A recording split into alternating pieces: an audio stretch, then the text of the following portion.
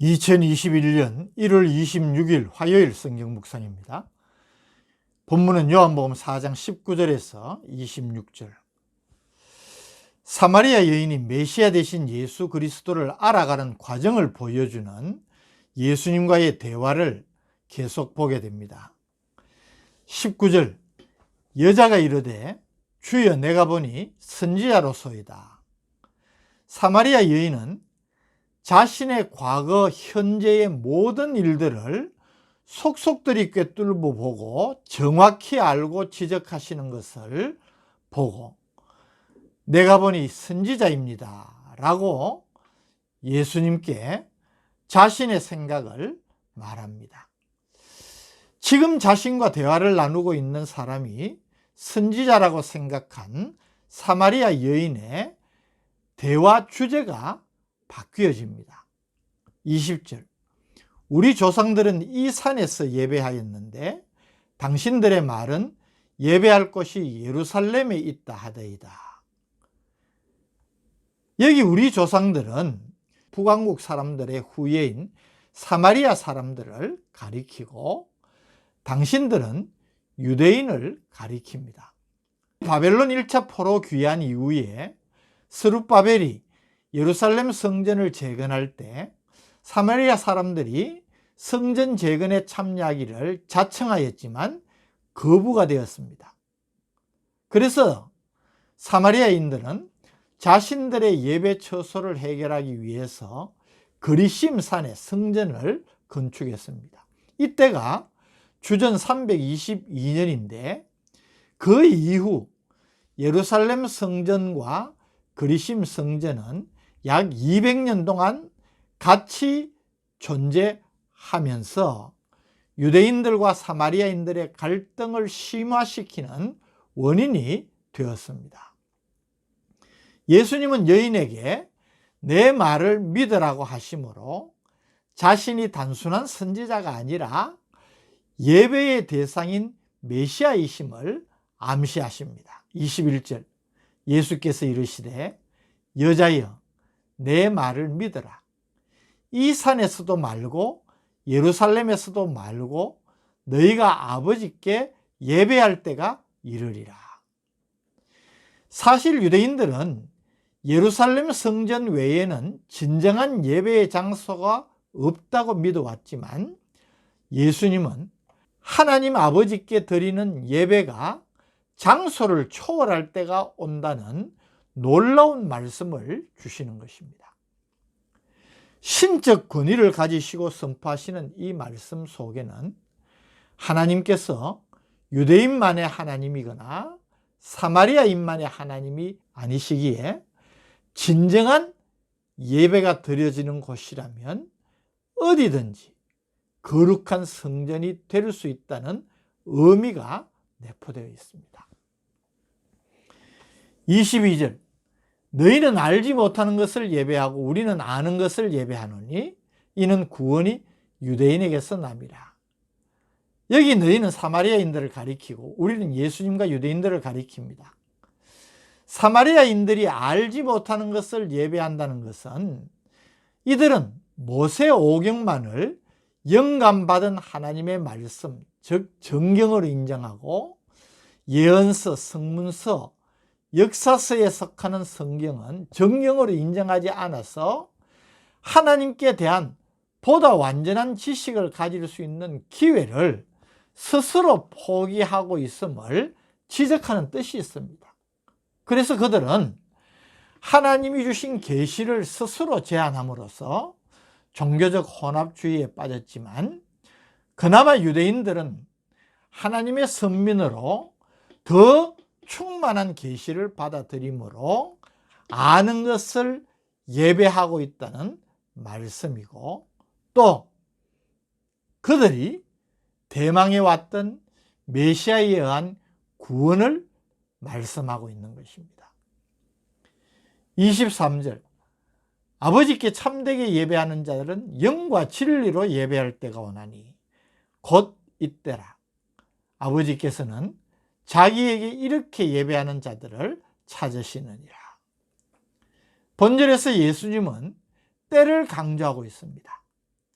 과거의 예배는 성전을 중심으로 드려진 예배였지만 이제는 새로운 예배를 드릴 때가 온다는 것이고 바로 이때라는 것을 강조하는 것입니다.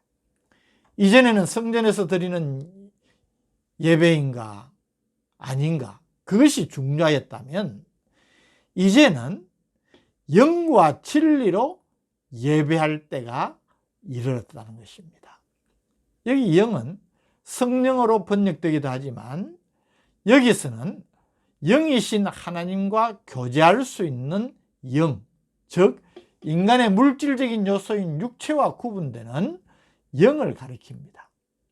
진리, 알레데이아, 이 말은 성실, 정직으로 번역되기도 하지만 여기서는 하나님의 특별 계시로 말미암는 하나님에 대한 분명한 지식을 의미합니다. 하나님 아버지께서는 자기에게 이렇게, 즉 영과 진리로 예배하는 자들을 찾으신다는 말씀인 것입니다. 여기 하나님께서 찾으신다는 찾으신다, 제테오라는 말도 원한다, 요구한다는 의미가 있습니다. 그래서 하나님께서는 택한 백성에게 영과 진리로 예배하는 자가 되기를 요구하신다는 뜻도 되는 것입니다. 24절에서 예배하는 자가 영과 진리로 예배해야만 할 이유를 예수님은 다시 한번 더 분명하게 선언하십니다. 하나님은 영이시니 예배하는 자가 영과 진리로 예배할지니라. 이 예수님의 말씀을 듣는 가운데 사마리아 여인의 관심이 메시아의 오심에 집중되는 것을 우리가 주목하게 됩니다. 25절 여자가 이르되 메시아 곧 그리스도라 하는 이가 오실 줄을 내가 아노니 그가 오시면 모든 것을 우리에게 알려주시리이다. 이 여인의 말에 주님은 26절 말씀으로 대답하십니다. 예수께서 이르시되 네게 말하는 내가 그라 하시니라. 무슨 말입니까? 지금 네게 이야기하고 있는 내가 바로 메시아라. 메시아로 오신 그리스도라.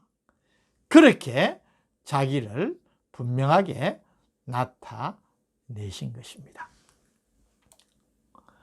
오늘 이 본문 말씀에서 우리는 무엇보다도 예배에 대한 참된 가르침을 얻을 수가 있습니다. 예배는 우리가 하나님 앞에서 하나님의 백성으로서 가지는 모든 행위 가운데 가장 중요한 행위입니다. 우리의 삶에서 가장 중심이 되는 것이 예배입니다. 이 예배는 어디에서 드리느냐 그것보다는 어떻게 드리느냐가 중요함을 주님께서 깨우쳐 주시는 것입니다. 물론 예배를 드리는 장소가 중요하지 않다는 말이 아닙니다. 그것은 구별된 곳이어야 하고 우리가 정말 하나님 앞에 온전한 예배를 드릴 수 있는 장소여야 합니다. 그러나 보다 더 중요한 것은 우리의 예배가 주님 말씀하신 것처럼 신령과 진정으로 드리는 예배가 되어야 된다는 것입니다. 형식적이고 습관적인 예배가 되어서는 안 된다는 것을 우리에게 가르치는 것입니다.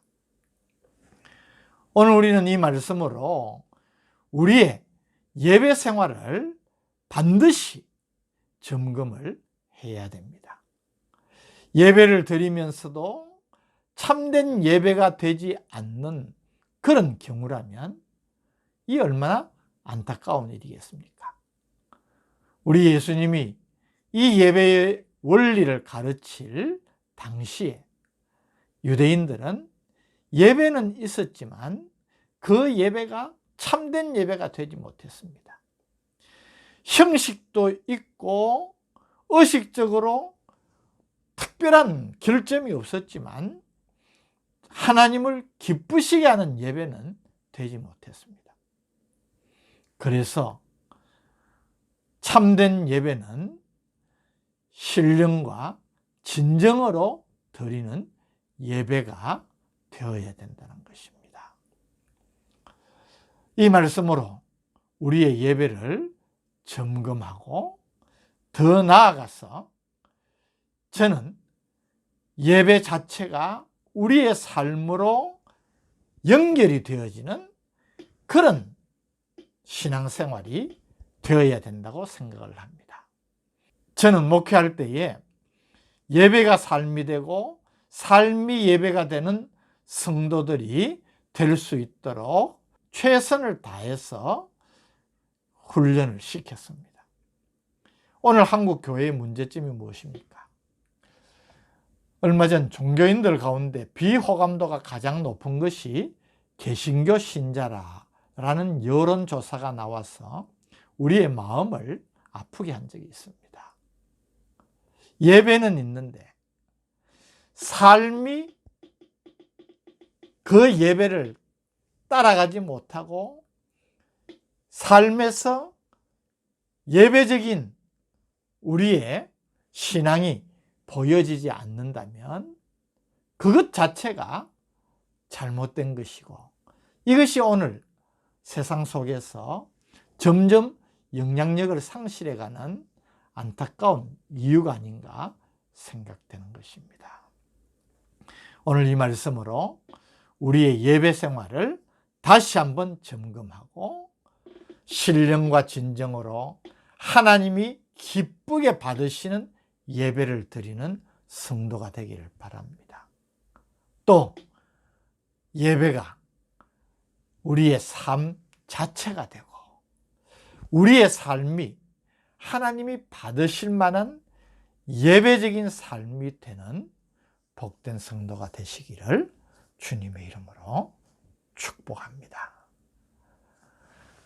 거룩하신 아버지 하나님, 오늘 또 이 말씀으로 우리의 예배 생활을 점검하게 하시고 예배의 원리를 가르쳐 주심을 감사합니다. 예배를 드리면서도 그 예배가 형식적이고 습관적이 되어서 예배의 생명력을 경험하지 못하는 그런 신앙생활을 하고 있는 우리가 아닌지 우리 자신을 돌아보면서 예배에 우리의 생명을 거는 우리의 삶의 모든 것을 거는 그런 자세를 가지는 우리가 되기를 원합니다. 예배가 살아야 내가 산다는 그런 의식을 가지고 예배의 회복을 통하여서 하나님 앞에서 정말 은혜가 풍성한 복된 삶을 살아가는 우리 모두가 되게 하여 주옵소서. 예수님 이름으로 기도드립니다. 아멘.